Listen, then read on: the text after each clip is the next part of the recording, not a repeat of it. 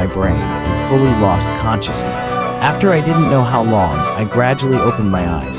Holy, where am I? I looked around at my surroundings. Is this a parking lot?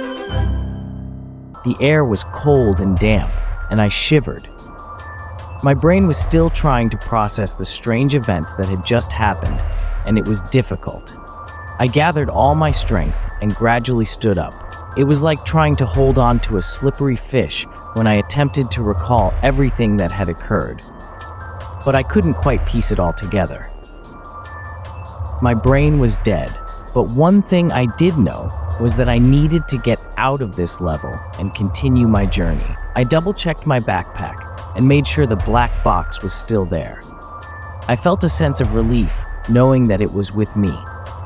It was my only hope of escaping the backrooms and finding my way back to reality. I looked around the surroundings. I had never seen any information about this level. I clearly remembered that I had already researched all the levels.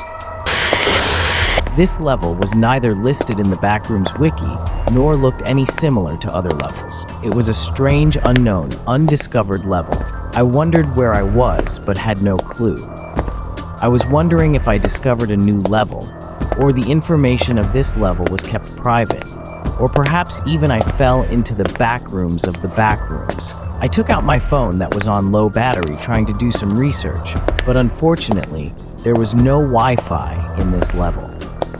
I took a deep breath and started walking through the parking lot, keeping a watchful eye for any potential danger. Silence filled the parking lot, and the only sound that could be heard was my footsteps echoing off the concrete. As I walked around this place again and again, I thought about the bizarre events that had led me to this point.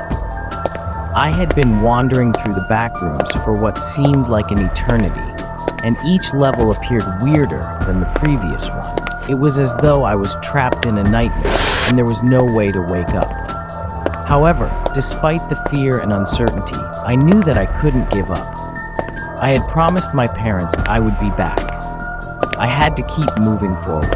I walked for hours, and the surroundings never changed. The parking lot always looked the same, and there were no signs of life anywhere. It was like I was as though stuck in a void, with nothing but my thoughts and the box to keep me company. The physical laws were similar to level infinity. I slowly began to lose hope.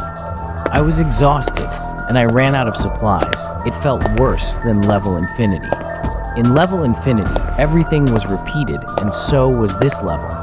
However, there were no damn supplies. If there were anything, even a monster, I would have fought them as a man. I continued walking forward and suddenly spotted a faint light in the distance. It was coming from a door at the end of the parking lot.